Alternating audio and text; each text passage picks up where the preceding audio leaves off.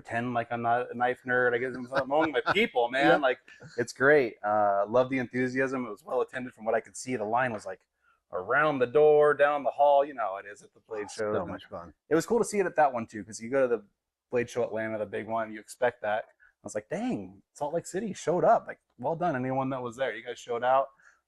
And then, yeah, just fun walking the show. Got to see some cool stuff. Let's see, what were memorable? Ben Peterson at NAP, who got his new Lulu. It's a little fixed blade Scandi grind, so that was cool to see. That's cool. Yeah, it's kind of smaller, and that's kind of the trend I was picking up on at the show, is like smaller fixed blades seems to be a thing right now. If you guys are watching and you're noticing that too, leave a comment about that. Maybe I'm wrong, but man, it seemed like I saw a lot of little fixed blades as like an EDC style carry. Not neck knives. No, like usually it's like on the hip, I think is where you carry it with like a little little sheath or something like that. It's a little 3.5. Yep. Similar to what Bradford has been doing. Yeah, Bradford's the little Guardian. Yep, the Guardian. I saw theirs too. Cool little knife. TJ Shorts was there building his fixed blade, his Overlander. So that was cool. Got to say hi to him. Let's see.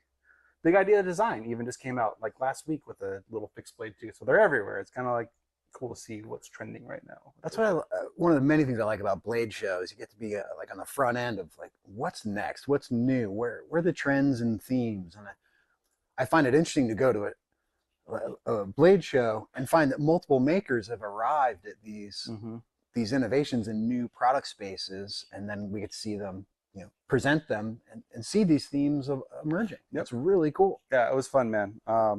There was that. And then someone's got to zag when everybody's zigging, right? And so, of course, Blade HQ had their Wiener Warrior, which has been in discussion a lot amongst the knife community right now. I thought it was fun. I think you're taking yourself too seriously if you're looking at that thing going, "What are we doing here?" Like, come on, it's fun. It's just like the dessert wire. Like, come on. I like seeing some fun and some passion. We did the black tactical thing for a while. Let's have a little fun. It's a dessert warrior. Wiener Warrior. The hot dog knife. For those of you that are like, what's a Wiener Warrior? Looks like a hot dog. Go check it out. Just like a hot dog. Yep. That's fun. Yeah. It was great. And then there's just, we talked about this before we went live, but like the access you get to be able to see your knife designers, the people that are impacting the knife community in a way, people you're just fans of. Like, I love my knife from, like for me, like I like TJ Schwartz's Overlander. So getting to talk to him, having access to talk to him at the show, you don't get that at a lot of other places, that's for sure. No, that's why I like walking around the show and spending that time, because if you're willing to do a little bit of research, behind the name of the maker, put a face to that name, you're gonna see him walking the floor. Yep. And to date, they welcome those experiences. That's why they're there. Yep. They love talking about their products, their brand, and what they're up to. What they do. Really awesome access. Yep. And then on the other side of that, besides the knife designers, we had Zach Whitmore from Zach in the Wild, and we had Taylor Martin from Best Damn EDC. They were working on a video together that we got to be a little bit of a part of, so I'm excited about that. I won't spoil too much, let them release that, but it was cool to see those two guys make a video with one another. I'll tease it with that. You guys check it out when it comes out. Sounds great. Well, thanks for the inside scoop on Blade West. Let's get into why we're here, man. We got the rolling knife sharpener just launched at the beginning of the month here. How's it going, man? I want to talk to the brand manager here and find out, like, how's it going with this thing? It's been fun. It's been a lot of fun. It was an exciting project for us to spool up this new form factor and new design. And the feedback we've gotten thus far has been very positive. We're up and running. We're getting them sold into customers. And the feedback is very positive. People really like the ease of use, the performance, and it brings some unique features to this category of sharpeners that others don't have. Yeah. So, we'll dive into that more, but we're off to a good start. Yeah, man, that's another thing from like Blade Show. We had another couple guys at a different show. I've been surprised at the response to it. Like, I think it's safe to say it's first a kitchen knife sharpener. Like that's where it's forward facing. But like, I'm finding guys with EDCs excited about this thing. There's different styles of people that are excited about using it, and it's surprising me the people that we handed it out to a few people at the show with Zach and Taylor, and they gave them a choice of like this one, and there was a KTS and a precision adjust, and they were like excited about this one in a way that I was like, okay, all right, it's more broad reaching than just a kitchen knife owner. It is, and others in the category I think are more focused on a kitchen knife sharpening solution, whereas many of you know at WorkSharp, we want to sharpen every knife you Mhm. own, and we want to bring some innovation and some technology to the products that allow you to do that. So Mhm. we'll dive into more of those cool little features, Right. but we have successfully elevated this out of just your kitchen, and we're getting into some of those EDC and outdoor knife spaces. Yep. It's a lot of fun. Yep. I think the leading question most people have with it is like, why did we decide to go this route? Like, this is a different style of sharpener, but Mhm. I'll let you speak to that a little bit more as far as like how we ended up going with this style sharpener. Yeah. Well, this category of rolling knife sharpeners is pretty new to the market. We've seen Horl come up as the leader in this space to date. They've pioneered a technology where they've got the double rollers, the replaceable abrasives, and the angle block. Um, at the end of the day, Kyle, there's only so many ways that you can present an abrasive To to a a knife. knife edge and for sharpening Yep. technology. Yep. So this form factor that they've brought to market, it really does make it easy. Mm-hmm. And I think that's what attracts people. There's not a contraption to learn if they're low skill. It's really quick and easy. There's not a lot of setup time, and you get really fast results. It's just not intimidating at all. Like, it's just anybody can use that thing. I think that's the entry point for everyone, really. Yes, yeah. Now anyone that has a kitchen knife can get it sharp. Yep. And feel like they're owning that experience. It's not a box that you pull through. You're still creating that outcome, but the product is so simple to Mm-hmm. use. Yep. Yep. So let's take a look at where it started. Cool. This is the Horl sharpener, made in Germany, and it really is simple and elegant to use. Many of you will recognize the form factor. They use this angle block Yep. that has a magnet, and then they use this rolling system. They've got an abrasive on one side. We've got diamond here, and then the stone on the other. Mm-hmm. The abrasives are replaceable, and they've got a nice bearing system where this thing rolls really nice and smooth. Quality of the materials that Horl uses is, I mean, it's nice. Like, you can tell picking it up, that's got some weight to it. Yes. It's smooth. Like, you got to give them credit where credit's due. They make a well-built, nice, for just something that just rolls around on your counter, man. Like, Absolutely agree. overbelt, really nice. Yeah. Yeah, it's well made, and it's easy to use. I mean, you're able to put your knife here, roll your abrasive, down the side. So it is a fast, easy. I mean, see how well it spins. Yep. This form factor is what's created a lot of growth in the category. You'll see a likeness to this very form factor with a wood block, wood cylinder, and abrasives on each end. You just type in rolling knife sharpener on Amazon right now. It's insane how many of these there are. Yes. And it can be confusing because many of them look the same, but as we know, we've purchased many of the products in this category and used them in depth to really understand where are the benefits and where can they be improved. But currently the category is really coalescing around this form factor: wood block, wood cylinder, double-sided abrasives. Yep. So what we've done is taken kind of a fresh approach at looking at how can we improve that experience, deliver more performance and more value that our WorkSharp customers have grown to expect from us. So we have developed our version of the rolling knife sharpener. And you'll see there is quite a difference in the form factor that we're bringing to market here, Kyle. Mm-hmm. One of the biggest differences you're going to see is we have a single-sided abrasive system. Now what that allows us to do is we still get that benefit of being able to roll back and forth, but we've got replaceable abrasives on this one side. So we got coarse and fine diamond and a ceramic hone. So the abrasives are very quick to change. I also feel a little bit more comfortable, a little safer using this version because I'm a little further away from the cutting edge. So when I get my knife mounted, got my angle block here, really quick and easy to mount the knife. I'm a little bit further away than being right up on top of that roller. So I've got this finger guard, really nice, smooth transition down the length of the blade. Yep. That's a 320 grit. Again, quick, easy change. And you'll notice too, with the 3-wheel system that we have here, I'm able to turn a little bit smoother. Yeah. It's not like you're locked in as much as when you have two big wheels. Yeah, I find I'm able to follow the curve of the knife a little easier. So there's quite a few, differences in the design that are aiming at, a similar solution where we're wanting to make it as fast and easy as possible for someone to get a kitchen knife or an EDC sharpener. Yeah, in true work sharp fashion, it's versatile enough to still be able to handle your pocket knife too, right? Because of course, you built in this little lip here, which we saw was a challenge with some of the other ones that were out there. Even the Horrell, like you have to either choke up on the block to be able to clear it for some shorter knives from spine to edge. Yep. So that one's, yeah, you're still running into it with that even. Yep. You'll notice here that I'm just not able to get the cutting edge up above to have it access, the abrasive. And we're getting 2 additional angles. So lest we not step over this really key difference is we're getting a 15 and 17 degree for your Eastern or Western style kitchen knives, but also a 20 and 25 degree where we've added this lifter on the side. So when you do have an EDC you want sharpened, you can just place it in on the magnetic block, and that's going to elevate the cutting edge up past the guide face. It clears easily now. Yeah. So now I get very easy access to the entire length of the blade.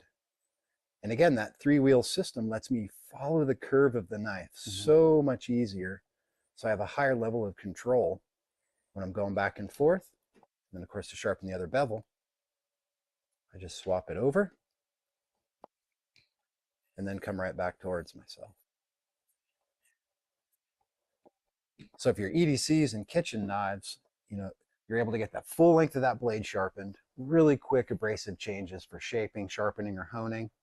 And then you're going to get, improved performance on, many of the knives that we own and carry, not just your kitchen knives.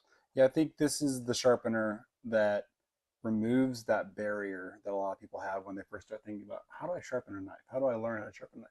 We've tried with a lot of our products and people have learned with them because of the angle guides you include in them. But this one is just like, man, I could give this to mom for Christmas and she could get it out and start sharpening with it with confidence because it's all just kind of simply there. Like, absolutely agree that someone who's never sharpened a knife before can walk up, experience this sharpener. It comes with a very, very simple, easy to use, quick start guide.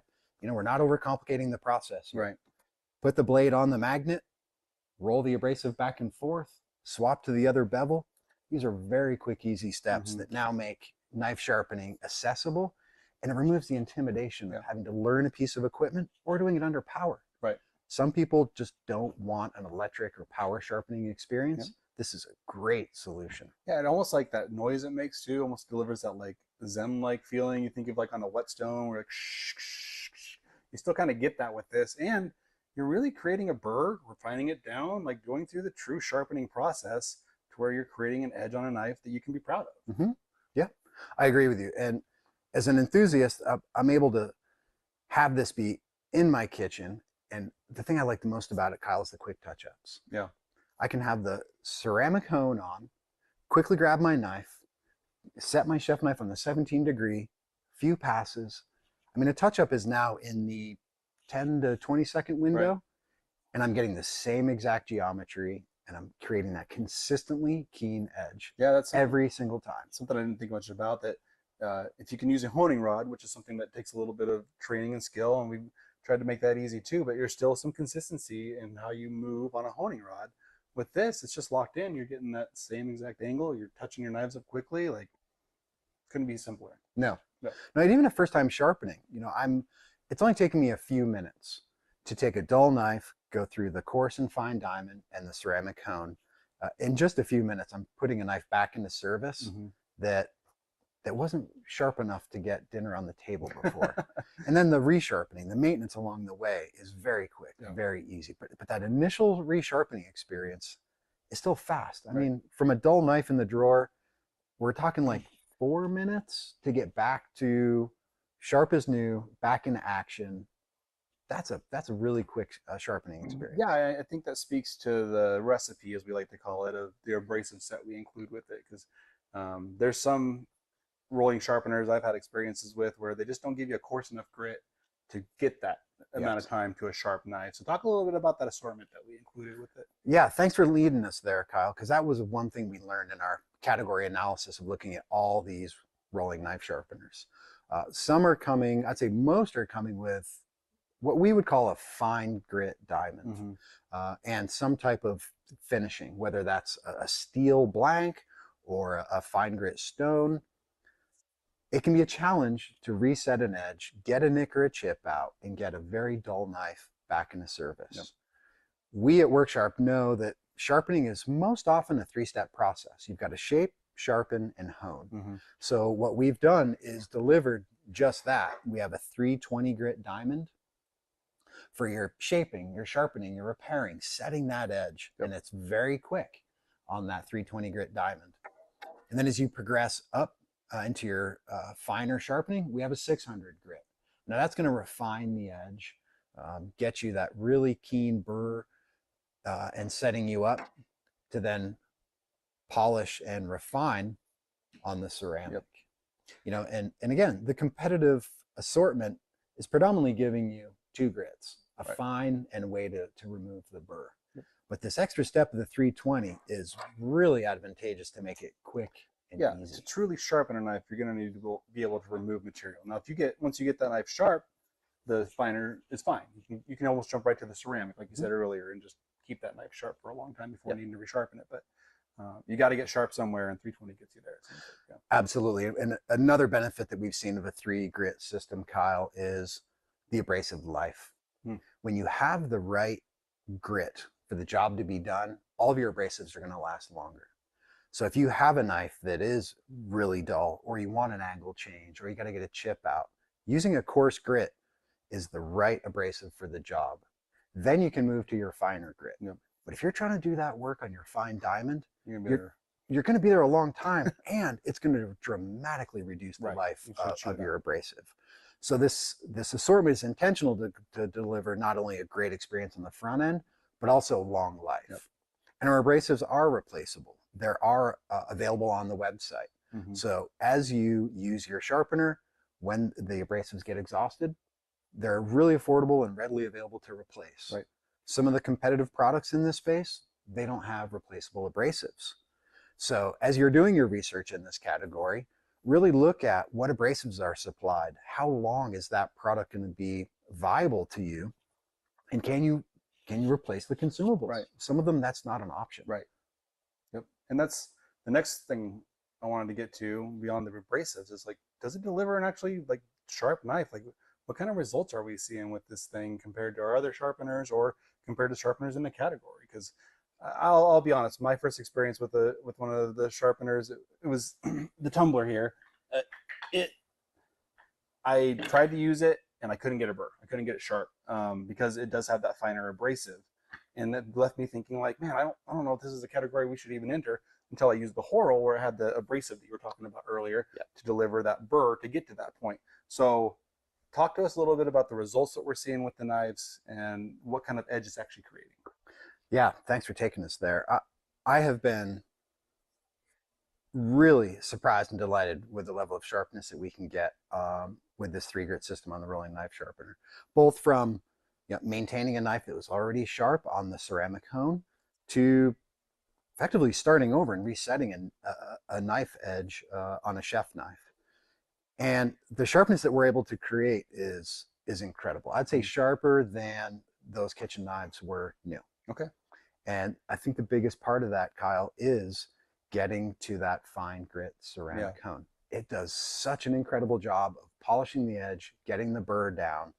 And what I'm seeing when we look at the edges under a microscope is incredibly high consistency. Yeah, that's what I was talking to Joey, one of the designer of the sharpener, and he was saying that because you're able to hold such a consistent bevel, you're able to create these just keen edges. Like, it's some of the most consistent bevels we've seen out of a sharpener, which I was like, man, it's such a simple form factor, but to deliver those kinds of results, wow. Yeah, and like our other sharpeners, like Precision Adjust, for example, the user has an impact on, are you pushing, are you pulling, what is your rate at which you're crossing the abrasive? So it's as consistent as you are as the operator. Whereas the rolling knife sharpener, it overcomes all of that because the abrasive is just smoothly and consistently following the curve of the edge. So I'm able to get really consistent cut rate, surface finish, burr creation, and burr removal just by how I'm swiping the roller back and forth over the knife. Removes so much of the human impact and just locks it in. Yes. Yep. Right on. Well, we can probably get to some questions here. John's over there off camera. What do we got coming in, John? I am. A lot of people engaged, so that's fun to see. Here we got the rolling knife sharpener is primarily made for kitchen knives, right?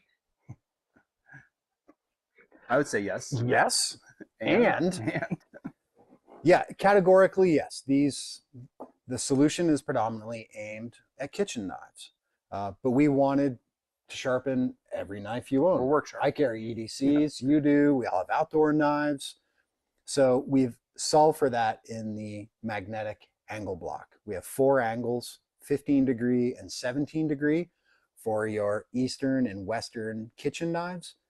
You'll notice those have a long side on the magnetic guide to give us strong magnet force and good stability when we're sharpening.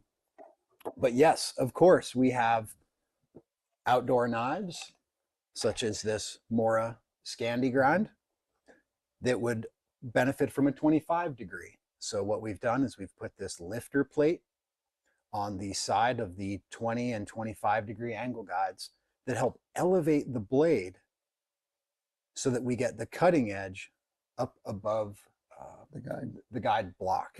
So now I have full access, Kyle, to sharpening a Scandi or an EDC all the way down the curve of the blade. And the blade is nice and stable. It's not moving. The magnets are strong, so I'm able to hold on to a blade. And then when I want to swap over to my EDC, I've got the 20 degree side over here for my folder. Again, I've got that lifter plate, keeping the blade edge presented above the guide and then secured in place by the magnets. So it's going to do more, than your kitchen knives, and we've made a nice accommodation for you for your EDCs and outdoor edges to 25. Yeah, I hesitate to limit it to that because in my mind, I'm like, yeah, I think it's a kitchen. I think it's set on the front end. It's a kitchen knife sharpener first. But from what I'm hearing feedback already, people are happy with the results they're getting on their EDCs as well. So who am I to tell you how to use your sharpener? I mean, that's all we're here to do is present options, right? It's your sharpening experience to own. This is a new form factor that we're excited to participate in.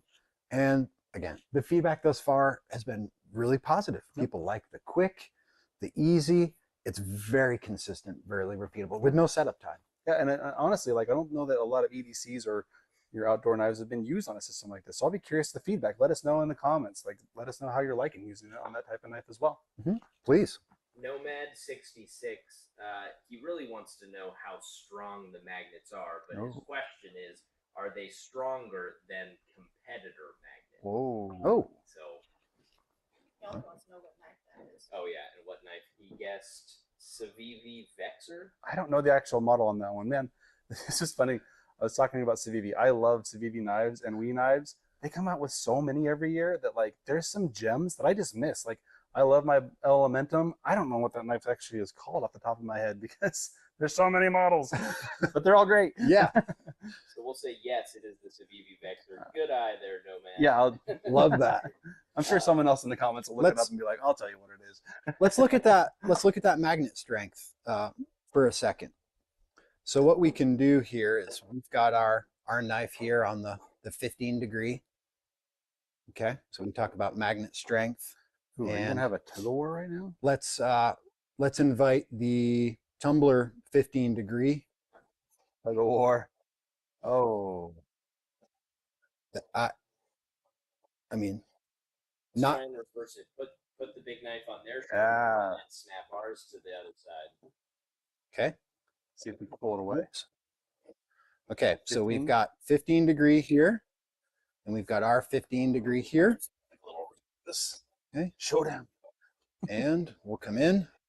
We will grab the knife and run away with it. Pull it away. That was a great question. That was a lot of fun. So, just to make sure we're all tracking the test here, we just move our guide in, and we take the knife away. So yes, we have become aware of the importance of the strong magnets in these magnetic angle block systems, and we have arrived at a 3 magnet face on the kitchen knife sides and 2 magnets for your EDCs and outdoor knives. So yep, we got strong magnets. He said perfect in all caps. It looks well thought out and implemented. Thanks, Stuart. What best number can you obtain with the rolling knife sharpener? Oh man, that's, we haven't tested this enough. I haven't tested it enough, but it's also like best testing is so subjective. Like you can cut the same filament 3 times. For those wondering that aren't familiar with the best tester, it's you cut a filament and it measures the grams of force it takes to cut the filament, and the lower the number, the better. And so if you're in double digits, you're in like razor blade territory, 100, 200's like still really good.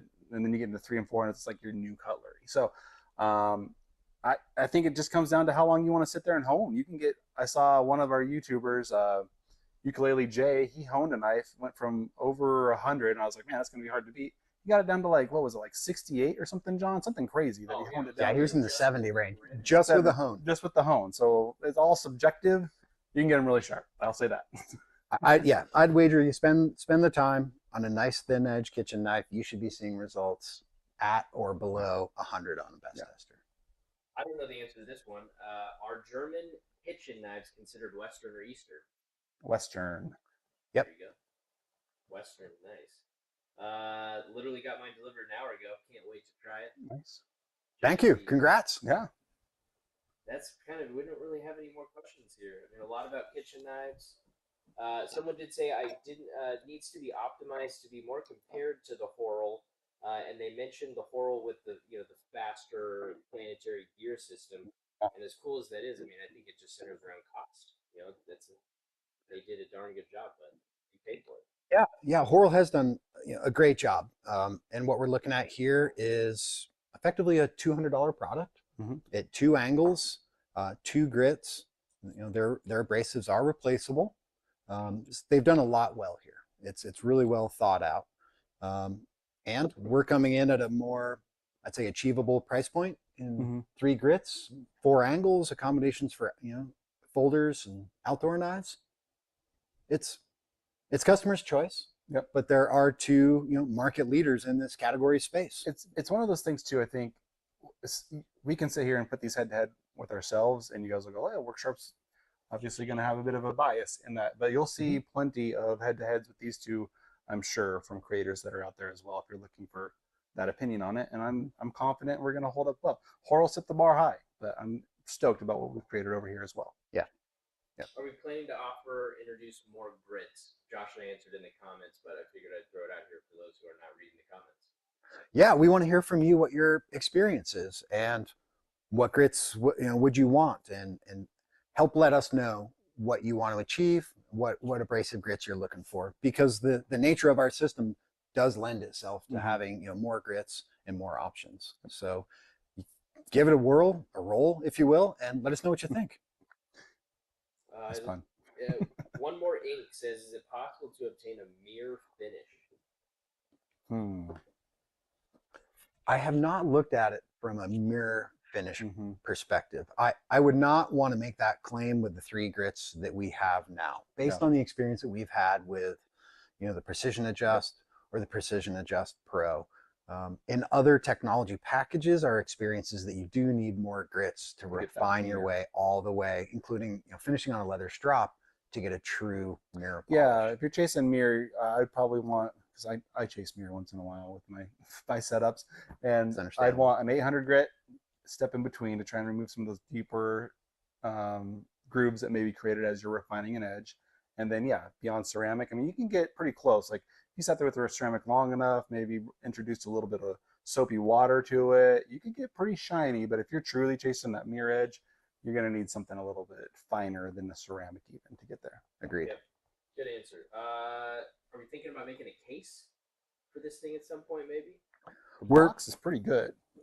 We're open to it, but one of the things that we've done right out of the gate is developed a nice product box that delivers a pulp insert on the inside. So we're not using, plastic or, thermal form material. And what I've done in my home kitchen is just place this inside my kitchen drawer. Because I don't know about you, Kyle, but anything that ends up in that drawer, when you shut the drawer, my favorite stuff is always way in the back. Yep. So this helps me keep, all the sharpener contained. Pull my drawer open, my sharpener's right there. Not rolling around. Right. Rattling around in there. So we're gonna start here. And as we do, listen, welcome feedback. If people are open to and wanting a case or a different option, I don't know why we wouldn't create a conversation around Let us know. Agreed. All right, we'll wrap it up with this one from you, Pimpy. Is there a powered option for the future? Powered option. Into the future a little bit, that could be kind of fun. Right. That's a fun question, because, and that's one of the things that Horl is looking to solve for in their other sharp planetary gear thing. Correct. This is the direct drive version of the Horl. So as you spin, it's just 1-to-1. Right. But they have one with a planetary gear set that has a 3-to-1 drive ratio in it. That product comes in over $400. I think so, yeah. So there's a premium to be paid for that speed.